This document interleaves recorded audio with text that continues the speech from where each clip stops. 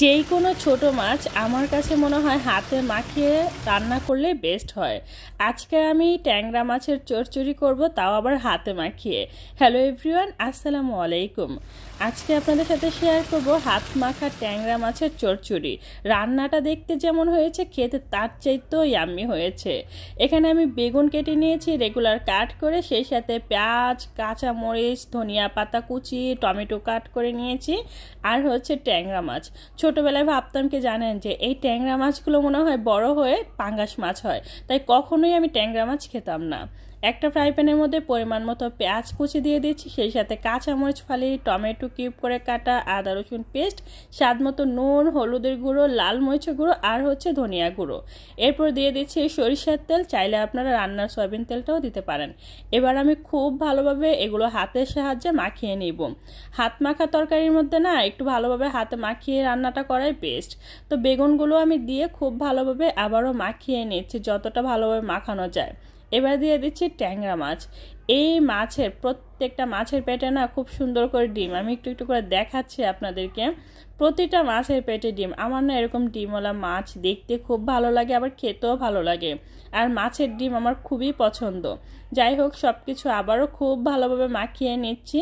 আর মাখামাখির কাজটা না একটু ভালোভাবেই করতে হবে, যেহেতু মাখিয়ে রান্নাটা করব। তো এবার আমি হাত ধুয়ে পানি দিয়ে দিচ্ছি আমার যতটুকু পানি চাই। তারপর একটা রান্না করার যে কুচুন থাকে না, ওইগুলো দিয়ে সুন্দর করে নেড়ে দিচ্ছি। আর নাড়াচাড়া হয়ে গেলে ঢাকনা দিয়ে ঢেকে চুলার আঁচটা ধরিয়ে দিচ্ছি। এবার যতটা সময় নিয়ে রান্না করার দরকার, ততটা সময় নিয়ে খুব ভালোভাবে রান্না করে নিচ্ছি। আর রান্না করতে করতে খুব সুন্দর একটা স্মেল আসছিল, বলেন তো কিসের? সেটা হচ্ছে সরিষার তেলের ঝাঁঝালো একটা স্মেল। লাস্ট পর্যায়ে আমি কিছুটা ধনিয়া পাতা কুচি দিয়ে দিচ্ছি। আর কিচ্ছু করা লাগবে না, আর 2 থেকে 3 মিনিট আমি রান্না করে নিব। এই রান্নাটা হালকা ঝোল ঝোল থাকলেই ভালো লাগে, যেমন একটু মাখো মাখো, ঠিক ওই রকমভাবে আমি রান্না করছি। ফাইনালি আমার রান্নাটা ডান। দেখতেই পাচ্ছেন কতটা সুন্দর দেখা যাচ্ছে। যে জিনিসটা দেখতে সুন্দর লাগে, সেটা দেখবেন খেতেও অনেক বেশি ভালো লাগে। আর তরকারির কালারটাই বলে দিচ্ছে এই তরকারিটা কতটাই ইয়াম্মি হয়েছে। মাছের ডিমগুলো যেন একদম সুন্দর করে আছে, তাই না? খুবই ভালো লাগছে। আর রান্না করতে করতে দেখি কি বৃষ্টি নেমে এসেছে।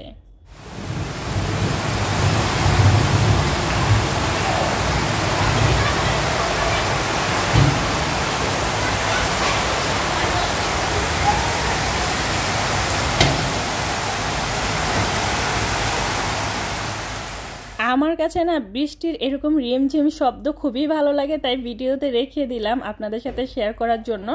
আর এখন হচ্ছে খাওয়া দাওয়া করব, তাই আমি যেটা করছি, গরম গরম ভাত নিয়ে নিচ্ছি প্লেটে। আর গরম গরম ভাত দিয়ে এরকম হাত মাখা ট্যাংরা মাছের চচ্চড়ি, উফ কি যে ইয়াম্মি লাগে, সেটা হয়তো আপনারা টেস্ট করলেই বুঝতে পারবেন। আচ্ছা, আপনারা কে কোথা থেকে আমার এই ভিডিওগুলো উপভোগ করতেছেন অবশ্যই কমেন্ট করে জানাবেন, ঠিক আছে?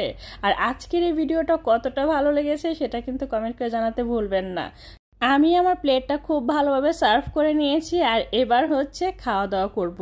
ট্যাংরা মাছের ভিতরে যে ডিমগুলো থাকে না, ডিমটা আমার খুবই ভালো লাগে। তো আমি এখন একটু মাছ নিয়ে নিয়েছি, তারপরে হচ্ছে বেগুন, টমেটো, আর হচ্ছে তরকারির ঝোল। এটা দিয়ে বিশ্বাস করেন এত মজা করে খেয়েছি, আর কোনো তরকারি লাগবে না।